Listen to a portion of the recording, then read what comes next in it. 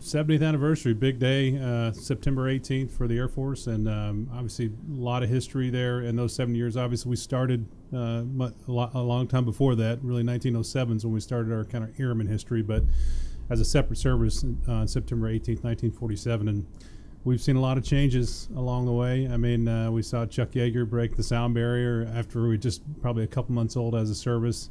We've obviously launched the Global Positioning System satellites, which it changes how we navigate airplanes, of course, but it also changes how we, track our runs, how we drive our cars, and then, of course, how we deliver precision ordnance. So that's pretty cool, too. And then, the second man on the moon was Buzz Aldrin. He was a colonel in the United States Air Force. So pretty big, event there on July 20th, 1969 for the Air Force as a part of that. And then, of course, I mean, you look at all the operations the Air Force has been a part of, from the Korean War to the Vietnam War to the Gulf War in the 90s to OIF, OEF, and, of course, the guys that are doing OIR today.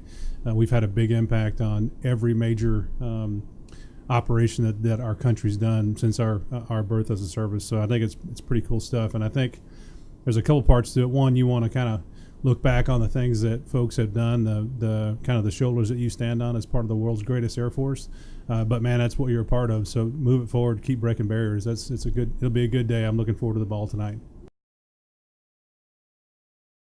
Let's talk about the Defenders for a second. So they didn't start here. Their history started in 1951, and they were actually at Elmendorf Air Force Base, which I was stationed at many years ago. And then after they did that, they went to Eglin Air Force Base, and they were there from 1963 to 1965 for a little bit. And then, of course, they didn't come to us until July 1st, 1971, and they became the 39th Security Forces police flight, and they activated here at Incirlik, and they've been here for the last 46 years defending us.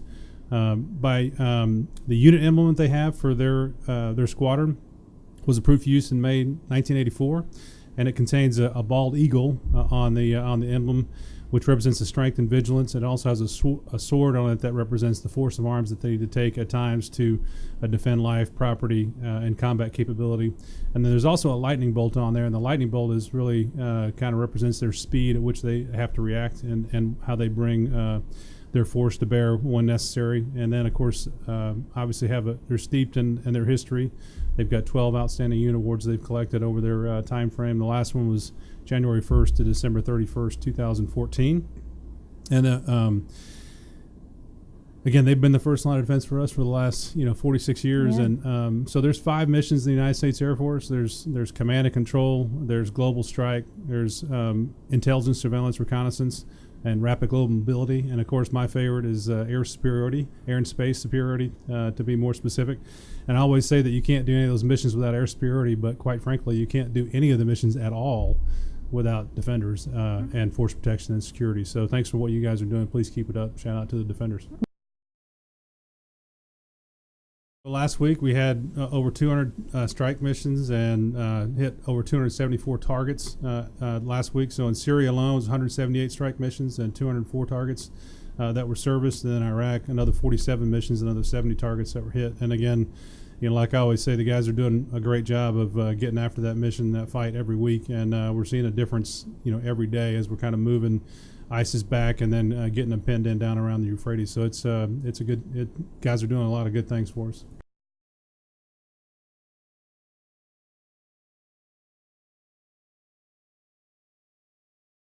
I know these hurricanes have affected a lot of the folks on the base personally due to the family and friends that are back in the States. I actually have family in Florida myself, so it's personal for me too. And I'll say yes, we definitely want to help.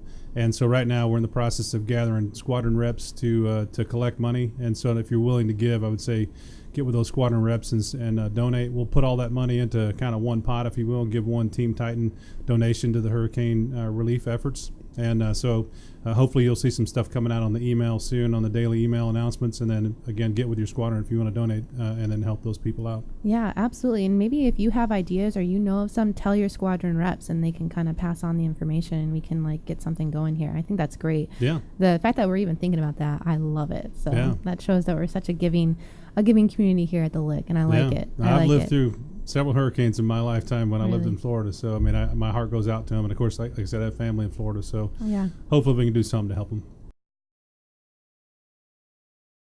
kind of picking up where you left off on the weekend. It's a big weekend for us here at Incirlik and really all over the country because today is POWMI Day, which is the third Friday in September every year. And so we've got a lot of folks, all the services are participating in that. A lot of events to really remember some of our nation's heroes that were either captured or went missing in action. So I think that's pretty important, and hope everybody's supporting that. And then, of course, Sunday, September 17th, is Citizenship Day. And then next week is Constitution Week. And so I know every one of us wearing the uniform swears an oath to defend the Constitution. So I would say next week is the time probably to take some time to reflect on what you're doing and how you're supporting your country and defending that Constitution, because that's what that week's all about. So I look forward to that. And, of course, again, the Air Force Ball tonight starts at 1800 for the social hour. The formal portion starts at 1900. It's UOD. And so I'm looking forward to that, and it should be a good time. So hopefully we can get a lot of folks out to the Air Force Ball tonight. So